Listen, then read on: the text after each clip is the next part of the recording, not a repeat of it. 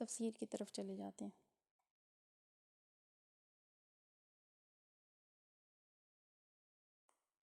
آیت نمبر 34 پڑھنی ہے۔ اعوذ باللہ من الشیطان الرجیم، بسم اللہ الرحمن الرحیم۔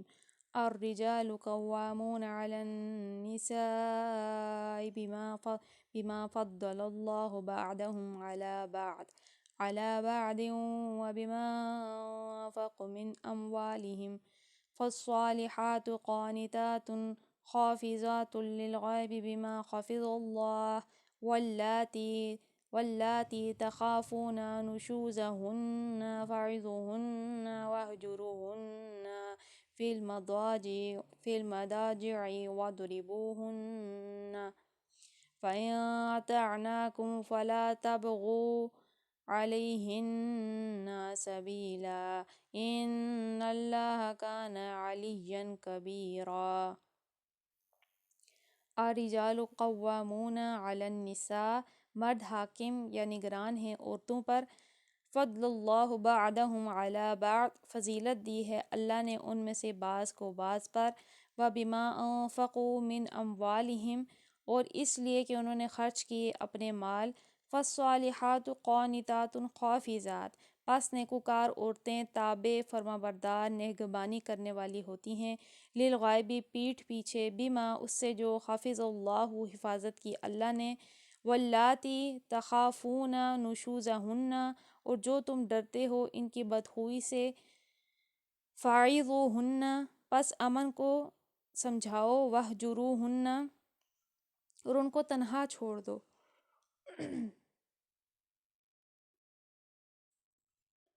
واہجروہن فی المضاجع، ان کو تنہا چھوڑ دو خوابگاہوں میں۔ واضربوہن، پھر ان کو مارو۔ فَإِنْ أَطَعْنَاكُمْ، پھر اگر وہ کہا مانے۔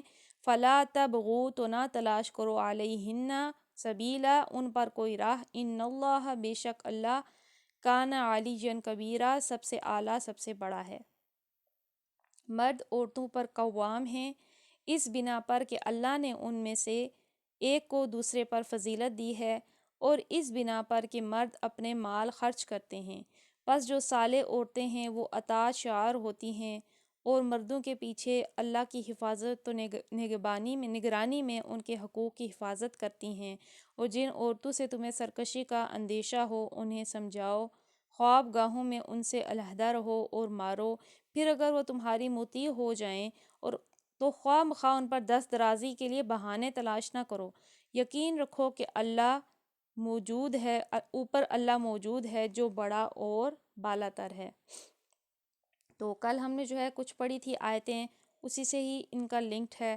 ہم نے جو ہے کل ہم نے اس بارے میں پڑھا تھا کہ عورتوں کے لیے اپنی کمائی کا حصہ ہے، مردوں کے لیے اپنی کمائی کا حصہ ہے، یعنی عورتوں نے جو نیک عمل کیے وہ ان کے لیے ہیں، مردوں نے جو نیک عمل کیے وہ ان کے لیے ہیں۔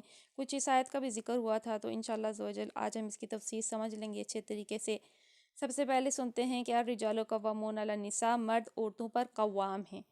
قوام یا قیم اس شخص کو کہتے ہیں جو کسی فرد یا ادارے یا نظام کے معاملات کو درست حالت میں چلانے اور اس کی حفاظت و نگہبانی کرنے اور اس کی ضروریات مہیا کرنے کا ذمہ دار ہو۔ اب دیکھیے قوام سے مراد جو ہے کوئی یہ نہ سمجھے قوام سے، کیونکہ اکثر ترجمے میں لکھا ہوتا ہے کہ مرد عورتوں پر حاکم ہیں، تو جیسے ایک حاکم کی یا قوام کی ذمہ داری ہوتی ہے، وہ کیا ہوتی ہے کہ کوئی بھی کسی جگہ کا قوام ہے، کسی ادارے کا ہے فار ایگزامپل، تو اس کی ڈیوٹی ہوتی ہے وہ اس ادارے کو درست چلائے، اس کی حفاظت کرے، اس کی نگہبانی کرے، وہاں پہ جس چیز کی ضرورت ہے وہ وہاں پرووائڈ کرے، یہ اس کی ذمہ داری ہوتی ہے۔ تو اسی طرح سے مرد جو ہے عورتوں پر قوام ہیں، یعنی ان کی بھی ذمہ داری ہے کہ ان کے زندگی کے تمام معاملات کو چلائیں، ان کی حفاظت کریں، ہر طرح سے ان کی ضروریات کو پورا کریں۔ یہ مردوں کی ڈیوٹی ہے عورتوں کے لیے۔ یہ کس وجہ سے ہے؟ اللہ نے بتا دیا، اس بنا پر کہ اللہ نے ان میں سے بعض کو ایک پر فضیلت دی ہے۔ یہاں فضیلت بمعنی شرف اور کرامت اور عزت نہیں، جیسا کہ ایک عام اردو خواہ آدمی اس لفظ کا مطلب لے گا، بلکہ یہاں سے یہ لفظ اس معنی میں ہے کہ ان میں سے ایک صنف یعنی مرد کو اللہ نے طبعاً بعض ایسی خصوصیات اور قوتیں عطا کی ہیں جو دوسری صنف یعنی عورت کو نہیں دی ہیں یا اس سے کم دی ہیں۔ اس بنا پر خاندانی نظام میں مرد ہی قوام ہونے کی اہلیت رکھتا ہے، اور عورت فطرتاً ایسی بنائی گئی ہے کہ اسے خاندانی زندگی میں مرد کی حفاظت و خبرگیری کے تحت رہنا چاہیے۔ تو اب دیکھیے کہ جو آدمی بغیر کسی عمل کیے اور بغیر کسی وجہ کے یہ سمجھنے لگتے ہیں کہ شاید ہم بہت ہی افضل ہیں، شاید یہ نہیں، جیسے میں نے کل اس بارے میں کچھ ذکر کیا تھا کہ اس سے مراد یہ بھی نہیں ہے کہ ہر مرد کو ہر عورت پر فضیلت، یعنی مجموعی طور پر تمام عورتیں کمتر ہوگی، مجموعی طور پر تمام مرد افضل ہو گئے، ایسا بھی بالکل نہیں ہے، بلکہ اس سے مراد یہ ہے کہ اللہ تعالیٰ نے ان میں سے ایک کو دوسرے پر فضیلت دی ہے۔ کس معاملے میں؟ دیکھیے کہ اللہ تعالیٰ نے ان کو جس طرح تخلیق کیا ہے، وہ طاقت میں، قوت میں، ہر چیز میں عورتوں سے بڑھ کے ہوتے ہیں، تو اس لیے اللہ نے ان کو قوام بنایا ہے، اس لیے اللہ نے ان کو پرووائڈر بنایا ہے کہ وہ ذمہ داریاں پوری کریں، نبھائیں، گھر کے معاملات وہ چلائیں، جو بوجھ ہے گھر چلانے کا، حفاظت کرنے کا، وہ سب بوجھ ان کے کندھوں پر ہو، اس لیے کہ اللہ نے انہیں اس معاملے میں فضیلت دی ہے، ان کی تخلیق ایسے کی ہے کہ وہ یہ چیزیں سنبھال سکتے ہیں، کر سکتے ہیں، کیونکہ عورت جو ہے وہ فطرتاً کمزور ہے، پھر اس پر بہت ساری اور بوجھ بھی ہیں، اس نے اولاد کو جو ہے پیدائش بھی اس کے ذریعے ہونی ہے، اس نے اس کو پالنا بھی ہے ساری زندگی، اس نے گھر کا نظام بھی چلانا ہوتا ہے، تو اس وجہ سے مرد کو ایسی ڈیوٹیاں دی ہیں جو اس کے حوالے ہیں، اور عورت کو ایسی دی ہیں جو اس کے لیے، جیسے کہ ہم نے کل بھی پڑھا تھا کہ ہر ایک کے لیے اپنا حصہ ہے، اپنی نیکیوں کا وہ اجر پائیں گے۔ اور اس کی وجہ بھی اللہ نے بتا دی اس بنا پر کہ مرد اپنے مال خرچ کرتے ہیں، تو پھر عورت کی کیا ڈیوٹی بنتی ہے، یعنی مرد کو اتنی ساری ڈیوٹیز دے دیں کہ وہ پورا گھر بھی چلاتا رہے۔ دیکھیے کہ کیسے کیسے حالات میں مرد جاتے ہیں باہر، ان کو کیسے کیسے حالات فیس کرنے پڑتے ہیں، کیسے کیسے لوگوں سے ان کے معاملات ہوتے ہیں، کوئی مزدوری کرتے ہیں، کوئی اگر جاب بھی کرتے ہیں، آفسز میں بھی جاتے ہیں تو ان کو ہزار لوگوں سے واسطے پڑتے ہیں، ہزار لوگوں کی باتیں سننی پڑتی ہیں، تو بہت سارا ان پہ بوجھ ہوتا ہے۔ عورت پہ کوئی بوجھ نہیں ہے، اگر عورتیں فار ایگزامپل آج کل جاب کرتی بھی ہیں تو اس کی ڈیوٹی نہیں ہے وہ کرنا، وہ جب چاہے چھوڑ سکتی ہے، کیونکہ جو اس کی ذمہ داری ہے شادی سے پہلے اس کے باپ کی ہے، شادی کے بعد اس کے خاوند کی ہے، اس پہ بوجھ نہیں ہے۔ ہاں مجبوری میں کوئی ایسے حالات ہو سکتے ہیں کہ جب ہو سکتا ہے کہ مرد بیمار ہو جائے، کوئی ایسا معاملہ ہو جائے کہ عورت پہ سارا بوجھ پڑ جائے، البتہ اس میں یہی ہوتا ہے کہ مرد ہی سپورٹ کرے، لیکن پھر اب اتنا کچھ جب مرد پہ ڈیوٹیز ڈالی ہیں تو پھر اللہ نے عورتوں پہ کیا ذمہ داری لگائی ہے، وہ یہ ہے کہ صالح عورتیں اطاعت شعار ہوتی ہیں اور مردوں کے پیچھے اللہ کی حفاظت و نگہبانی میں ان کے حقوق کی حفاظت کرتی ہیں، یعنی اب عورتوں پہ کیا ذمہ داری ہے کہ وہ اطاعت کریں۔ آئیے اس بارے میں تفسیر پڑھتے ہیں۔ حدیث میں آیا ہے کہ نبی کریم صلی اللہ تعالیٰ علیہ وآلہ وسلم نے فرمایا، بہترین بیوی وہ ہے کہ جب تم اسے دیکھو تو تمہارا جی خوش ہو جائے، جب تم اسے کسی بات کا حکم دو تو تمہاری اطاعت کرے، جب تم گھر میں نہ ہو تو وہ تمہارے پیچھے تمہارے مال کی اور اپنے نفس کی حفاظت کرے۔ یہ حدیث اس آیت کی بہترین تفسیر کرتی ہے، یعنی ظاہر ہے کہ عورت نے اب اتنا کچھ مرد کی ڈیوٹیز ہیں تو عورت کی کیا ذمہ داری ہے، یہی ہے کہ وہ اپنا گھر اچھے سے سنبھالے اور مرد کو جو ہے جب دیکھے تو خوش کرے اس کے، نہیں بعض عورتیں ہوتی ہیں کہ مرد کو دیکھ کے ان کے منہ ہی بن جاتے ہیں، اور سب سے زیادہ ان کی بد اخلاقی ان کے اپنے خاوند کے ساتھ ہوتی ہے، بالکل اسلام کی تعلیم کی اگینسٹ ہے۔ عورت کو چاہیے کہ وہ جو ہے مرد کو خوش رکھے، اور پھر جو ہے وہ اگر کسی بات سے کا اسے حکم دے تو وہ اس کو پورا کرے، اور پھر کیا ہے کہ اس کو جب وہ گھر میں نہ ہو تو اس کے گھر کی بھی حفاظت کرے اور اپنے آپ کی بھی حفاظت کرے۔ مگر یہاں یہ اچھی طرح سمجھ لینا چاہیے کہ عورت پر اپنے شوہر کی اطاعت سے اہم اور اقدام اپنے خالق کی اطاعت ہے، یعنی فرسٹ اطاعت۔ اب دیکھیے کہ ہو سکتا ہے کہ شوہر کہہ رہا ہے دوپٹہ اتار دو اور کہہ رہے میری اطاعت بھی کرو، تو ایسا تو درست نہیں ہے، کیونکہ سب سے پہلے اطاعت کس کی؟ اپنے مالک کی آتی ہے۔ شوہر اگر کوئی غیر شرعی حرکت کرنے کا بول رہا ہے تو اس کا مطلب یہ تو نہیں ہے کہ اس کی اطاعت کی جائے، وہ جو بھی بولے اللہ کی شریعت کے دائرے کے اندر، حدود کے اندر ہی بولے تو تب وہ عمل کرے گی۔ تو اس لیے عورت پر فرسٹ، یعنی ہر مخلوق پر کیا ہے؟ سب سے فرسٹ اطاعت اپنے خالق کی ہے۔ لہٰذا اگر کوئی شوہر خدا کی معصیت کا حکم دے یا خدا کی آیت کی ہوئے کسی فرض سے باز رکھنے کی کوشش کرے، فار ایگزامپل کوئی مرد کہے کہ روزہ نہ رکھو آج، یا نماز پڑھنے سے منع کرے، کوئی بھی چیز ہو سکتی ہے، تو اس کی اطاعت سے انکار کر دینا عورت کا فرض ہے۔ اس صورت میں اگر وہ اس کی اطاعت کرے گی تو گنہگار ہوگی، بخلاف اس کے اگر شوہر اپنی بیوی کو نفل نماز یا نفل روزہ ترک کرنے کے لیے کہے تو لازم ہے کہ وہ اس کی اطاعت کرے۔ اس صورت میں اگر وہ نوافل ادا کرے گی تو مقبول نہ ہوں گی۔ تو یہ کیا ہے؟ یہ سب مالک اطاعت، اللہ کی اطاعت فرائض کے معاملے میں ہے، فار ایگزامپل فرض روزے سے چھوڑوا رہا ہے، فرض نماز، یا کہہ رہا ہے زکوٰۃ نہ دو، کوئی بھی ایسا معاملہ جو فرض ہے تو اسے منع کر رہا ہے تو وہ نہیں کر سکتا۔ ہاں کوئی نفلی ہے، فار ایگزامپل آپ کا نفل روزہ ہے، شوہر آپ کو منع کر رہا ہے تو آپ نہ رکھیں، ورنہ آپ کا ویسے بھی قبول نہیں ہوگا. یا آپ نفل پڑھنے میں لگی ہوئی ہیں، تہجد بھی آپ نے پڑھے، اشراق بھی پڑھے، چاشت پڑھے، لیکن آپ نے شور کی بات نہیں مانی تو آپ کے وہ نفل بھی قبول نہیں ہیں. ہاں اگر اس کو کوئی ایشو نہیں ہے، وہ اس پہ خوش ہے، راضی ہے، تو آپ جتنے مرضی نوافل پڑھیں، جتنے مرضی روزے رکھیں. یہاں تک کہا گیا ہے کہ جو قضا روزے بھی آپ نے رکھنے ہوتے ہیں نا، تو اس میں بھی جو ہے پوچھ لیا جائے ایک بار، یا اگر آپ کو معلوم ہے خود سے کہ دونوں کی باہمی رضامندی سے آپ رکھ رہی ہیں، ان کو کوئی سے پرابلم نہیں ہے، تو آپ رکھیں. البتہ یہ کہ اطاعت جو ہے اس معاملے میں ہے. آگے کیا فرمایا؟ جن عورتوں سے تمہیں سرکشی کا اندیشہ ہو انہیں سمجھاؤ، خواب گاہیں ان سے علیحدہ رکھو اور مارو. تو یہ کس معاملے میں ہے؟ آئیے اس کی تفسیر پڑھتے ہیں. یہ مطلب نہیں ہے کہ تینوں کام بیک وقت کر ڈالے جائیں. تو کیا تھا؟ یعنی ہم نے 3 باتیں پڑھی ہیں کہ اگر عورتیں فرما برداری نہ کریں، سرکشی کریں. سرکشی کسی بھی صورت میں ہو سکتی ہے. تو سب سے پہلا سٹیپ کیا ہے؟ سمجھاؤ، انہیں اچھی طرح سے سمجھایا جائے، سمجھانے کی کوشش کی جائے، پیار محبت سے ہر طریقے سے سمجھایا جائے. دوسرا عمل کیا ہے؟ خواب گاہیں ان سے علیحدہ کر لیں، اپنا بستر ان سے الگ کر لو، تو شاید اس طرح سے شور کی بے رخی دیکھ کے وہ سیدھے رستے پہ آ جائیں. پھر تیسرا ہے کہ اگر اس کے باوجود وہ کسی گناہ پہ اڑی ہوئی ہیں، باز نہیں آ رہی، تو پھر انہیں مارو. تو اس کی تفصیل سنتے ہیں کہ یہ مطلب نہیں ہے کہ تینوں کام بیک وقت کر ڈالے جائیں، بلکہ مطلب یہ ہے کہ نشوز کی حالت میں تینوں تدبیروں کی اجازت ہے. اب رہن پر عمل درآمد تو بہرحال اس میں قصور اور سزا کے درمیان تناسب ہونا چاہیے، اور جہاں ہلکی تدبیر سے اصلاح ہو سکتی ہے وہاں سخت تدبیر سے کام نہ لینا چاہیے.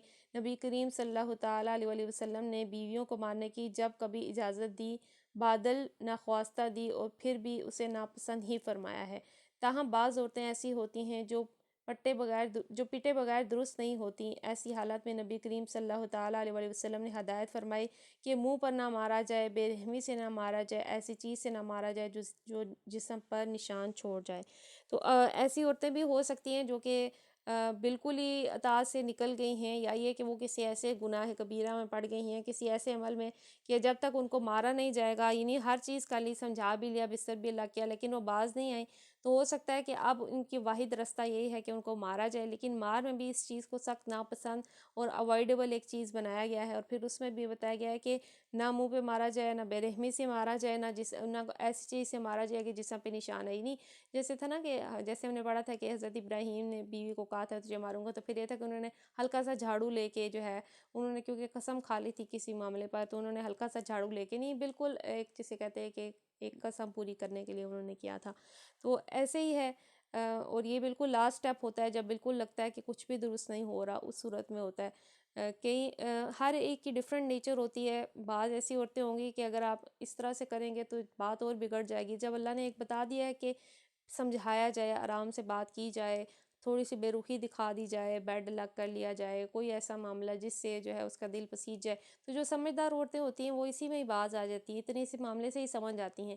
ہاں پھر جو ڈھیٹ لوگ ہیں، تو ڈھیٹ لوگوں میں ہر چیز کا علاج، جیسے اللہ نے ہر چیز کی سخت سخت سزائیں رکھی ہیں، تو پھر اس معاملے میں بھی عورتوں کی سزا یہی ہے کہ ان کو مارا جائے، لیکن نرمی کی جائے، کیونکہ عورتیں فطرتاً نرم ہوتی ہیں، تو بالکل نرمی کا معاملہ رکھا جائے، اس میں بھی سختی نہ کی جائے. تو یہ بالکل لاسٹ سٹیپ ہے، اور وہ تب ہے جب وہ بالکل ہی ان اوائڈیبل ہو، اس صورت میں ہے.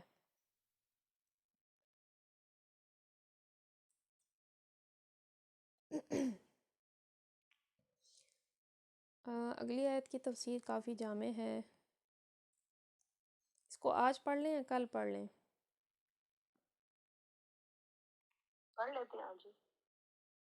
چلیں ایک آیت ہم اور پڑھ لیتے ہیں، آیت نمبر 35. وَإِنْ خِفْتُمْ شِقَاقَ بَيْنِهِمَا فَابْعَثُوا حَكَمًا مِّنْ أَهْلِهِ وَحَكَمًا مِّنْ أَهْلِهَا أَن يُرِيدَا إِصْلَاحًا يُوَفِّقِ اللَّهُ بَيْنَهُمَا إِنَّ اللَّهَ كَانَ عَلِيمًا خَبِيرًا. وَإِنْ خِفْتُمْ، اور اگر تم ڈرو، شقاق ضد، کشمکش، بینہما، ان کے درمیان، فبعثوا، تو مقرر کر دو، حکماً، ایک منصف، من اہلہ، مرد کے خاندان سے، وحکماً، اور ایک منصف، من اہلہا، عورت کے خاندان سے، ان یریدا، اگر دونوں چاہیں، اصلاحاً، صلح کرنا، یوفقی، موافقت کر دے گا، اللہ بینہما، ان دونوں میں، ان اللہ، بے شک اللہ، کان علیمًا حکیمًا، بڑا جاننے والا، بہت باخبر ہے. اور اگر تم لوگوں کو کہیں میاں اور بیوی کے تعلقات بگڑ جانے کا اندیشہ ہو تو ایک حکم مرد کے رشتہ داروں سے اور ایک عورت کے رشتہ داروں سے مقرر کر دو، وہ دونوں اصلاح کرنا چاہیں گے تو اللہ ان کے درمیان موافقت کی صورت نکال دے گا، اور اللہ سب کچھ جانتا اور باخبر ہے۔ تو اب کیا ہے کہ کیونکہ میاں بیوی سے پورے خاندان، اولاد، ہر چیز منسلک ہوتی ہے، پھر یہ کہ لڑائیاں بھی ہو جاتی ہیں، تو پھر کوئی ایسا جگہ ہے، کوئی ایسا معاملہ ہے جہاں پہ لگتا ہے کہ اب میاں بیوی کے تعلقات بگڑ جائیں گے۔ یہ دیکھیے بہت امپورٹنٹ رشتہ ہے میاں بیوی کا، قرآن میں جگہ جگہ اس کا ذکر ہے۔ تو اب فرمایا کہ اگر کہیں ان کے تعلقات بگڑ جانے کا اندیشہ ہو تو پھر کیا ہے کہ ایک یہ جو ہے منصف بلا لیا جائے، جو ایک عورت کے خاندان سے ہو، ایک مرد کے خاندان سے ہو، اور وہ اصلاح کرنا چاہیں۔ دونوں سے مراد ثالث بھی ہیں اور زوجین بھی۔ ہر جھگڑے میں صلح ہونے کا امکان ہے، بشرطی کہ فریقین بھی صلح پسند ہوں اور بیچ والے بھی چاہتے ہوں کہ فریقین میں کسی طرح کی صفائی ہو جائے۔ یعنی جس کو آپ منصف بناتے ہیں عورت کے خاندان سے، مرد کے خاندان سے، وہ دونوں بھی یہی چاہتے ہوں کہ ان کا گھر نہ ٹوٹے، ان کی لڑائی ختم ہو جائے، اور میاں بیوی خود بھی اندر سے یہی چاہ رہے ہوں کہ ہمارا گھر نہ ٹوٹے، تو اس صورت میں یہ ہے کہ اصلاح ہو جاتی ہے۔ اور پھر کیا فرمایا، اصلاح کرنا چاہیں گے تو اللہ خود موافقت پیدا کر دیں، اگر ان کی نیت اچھی ہوگی تو اللہ ان کی موافقت پیدا کر دے گا، اللہ سب کچھ جانتا ہے۔ اس آیت میں ہدایت فرمائی گئی ہے کہ جہاں میاں اور بیوی میں ناموافقت ہو جائے، وہاں نزاع اور انطلاق تک نوبت پہنچنے یا عدالت میں معاملہ جانے سے پہلے گھر ہی گھر میں اصلاح کی کوشش کر لینی چاہیے۔ نہیں دیکھیے فرسٹ سٹیپ ہم نے پیچھے ہی پڑھ لیا ہے، اپنے گھر میں میاں بیوی آپس میں اصلاح کر لیں، اس کو تھوڑا سمجھائے، ناراض ہو جائے تو ہو سکتا ہے بس وہیں تک ہی بات بن جائے۔ البتہ اگر بات اب گھر سے باہر پہنچ گئی ہے تو اس کو پہلے یہ ہے کہ خاندان میں سے ایسے شخص کو، ایک عورت کے خاندان سے، ایک مرد کے خاندان سے ایسے سمجھدار شخص ہوں جو کہ اچھے طریقے سے جو ہے چیز کو ڈیل کرنا جانتے ہوں کہ ان کے معاملات سلجھا لیں، اور اس کی تدبیر یہ ہے کہ میاں اور بیوی میں سے ہر خاندان کے ایک آدمی اس غرض کے لیے مقرر کیا جائے کہ دونوں مل کر اسباب اختلاف کی تحقیق کریں، وجہ پتہ لگائیں کس وجہ سے کس بات پر لڑائی بنی ہے، اور تحقیق کریں، آپس میں سر جوڑ کر بیٹھیں اور تصفیہ کی کوئی صورت نکالیں، یا پنچ یا ثالث مقرر کرنے والا کون ہو۔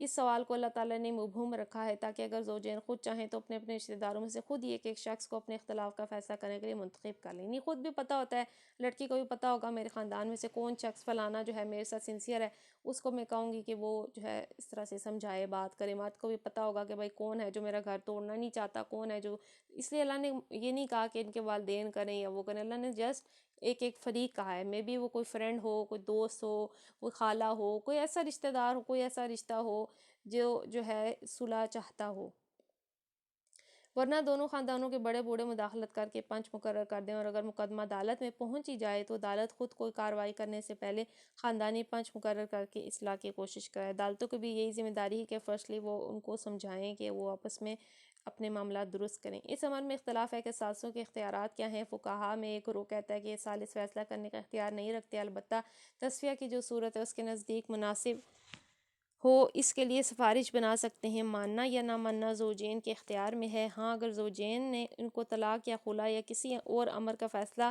کر دینے کے لیے اپنا وکیل بنایا ہے تو البتہ ان کا فیصلہ تسلیم کرنا زوجین کے لیے واجب ہوگا۔ تو اب کیا ہے کہ مختلف صورتیں بن سکتی ہیں، ہو سکتا ہے صورت جہاں نہ بنتی ہو وہاں طلاق یا خلا یا کوئی بھی اور ایسا فیصلہ کیا جائے۔ یہ حنفی اور شافعی علماء کا مسلک ہے۔ دوسرے گروہ کے نزدیک دونوں پنچوں کو موافقت کا فیصلہ کرنے کا اختیار ہے، مگر علیحدگی کا فیصلہ وہ نہیں کر سکتے۔ نہیں کہ اگر اپنے معاملات انہوں نے ان کے حوالے کیے ہیں اور وہی آپ جب چاہیں تو خلا طلاق کر سکتے ہیں، لیکن باقی دوسرے مسئلے کے ان کے نزدیک کیا ہے کہ وہ جسٹ ڈیسائیڈ کر سکتے ہیں، وہ حقیقی علیحدگی کا فیصلہ نہیں کر سکتے۔ یہ حسن بصری اور قتادہ اور بعض دوسرے فقہاء کا قول ہے، اور ایک اور گروہ اس بات کا قائل ہے کہ ان پنچوں کو ملانے اور جدا کر دینے کے پورے اختیارات ہیں۔ ابن عباس، سعید بن جبیر، ابراہیم نخعی، شعبی، محمد بن سیرین اور بعض دوسرے حضرات کی یہی رائے ہے۔ تو اس طرح سے مختلف رائے ہیں کہ وہ جس کو اپنا بنائیں گے معاملہ، بیچ میں پنچ بنائیں گے، وہ کیا کیا کر سکتا ہے، کیا وہ طلاق بھی چاہے تو کرا سکتا ہے یا کچھ بھی کرا سکتا ہے۔ تو اس معاملے میں دیکھیے کہ اختلافات ہیں دین میں، بہت ساری صورتیں، تو جب انسان وہ جانا چاہتا ہو تو وہ یعنی کہ بہت ساری صورتیں ہیں، بہت وسیع ہے دین ہمارا، بہت ساری تفسیریں کی جاتی ہیں، تو اس لیے انسان دیکھ سکتا ہے کون سا معاملہ اس کے لیے بہتر ہے۔ حضرت عثمان، حضرت علی کے فیصلوں کی جو نظیریں ہم تک پہنچی ان سے معلوم ہوتا ہے کہ یہ دونوں حضرات پنچ مقرر کرتے ہوئے عدالت کی طرف سے ان کو حاکمانہ اختیارات دے دیتے تھے۔ چنانچہ حضرت عقیل بن ابی طالب اور ان کی بیوی فاطمہ بنت عتبہ بن ربیعہ کا مقدمہ جب حضرت عثمان کی عدالت میں پیش ہوا تو انہوں نے شوہر کے خاندان میں سے حضرت ابن عباس اور بیوی کے خاندان میں سے حضرت معاویہ بن سفیان کو پنچ مقرر کیا اور ان سے کہا کہ اگر آپ دونوں کی رائے میں ان کے درمیان تفریق کر دینا مناسب ہو تو تفریق کر دیں۔ کوئی ایسا معاملہ ہوتا ہے کہ آپ جدائی اگر نہ ہو تو بہت معاملہ اور بگڑ جائے گا، تو اس صورت میں جدائی کا بھی فیصلہ کر سکتے ہیں وہ فریقیں، لیکن اس میں یہی ہوتا ہے کہ کس طرح سے کرنا ہے، اچھے طریقے سے جدائی بھی ہو تو کوئی لڑائی جھگڑا نہ ہو، کیونکہ طلاق کے بھی مسائل ہیں، ہم پڑھیں گے کہ اللہ تعالیٰ اگر جدا بھی ہوں تو اچھے طریقے سے جدا ہونے کا حکم دیتا ہے۔ اسی طرح ایک مقدمے میں حضرت علی نے حکم مقرر کیے اور ان کو اختیار دیا کہ وہ چاہیں ملا دیں چاہیں جدا کر دیں۔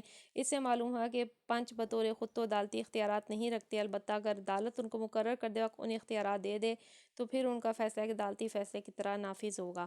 تو یہ اس میں لیکن اختلاف ہے، ہم نے جیسا کہ پڑھا، یعنی حنفی اور شافعی مسلک میں تو یہی ہے جو ہم نے پڑھا ہے کہ ان کو مکمل اختیار ہوتا ہے، لیکن دوسرے مسلک میں یہ بھی ہے کہ وہ کوئی فیصلہ کر سکتے ہیں لیکن وہ اختیار نہیں ہے، یعنی ایز اے حکم ان کا فیصلہ نافذ نہیں ہوگا، وہ پھر میاں بیوی کی رضامندی پر ہی ہوگا۔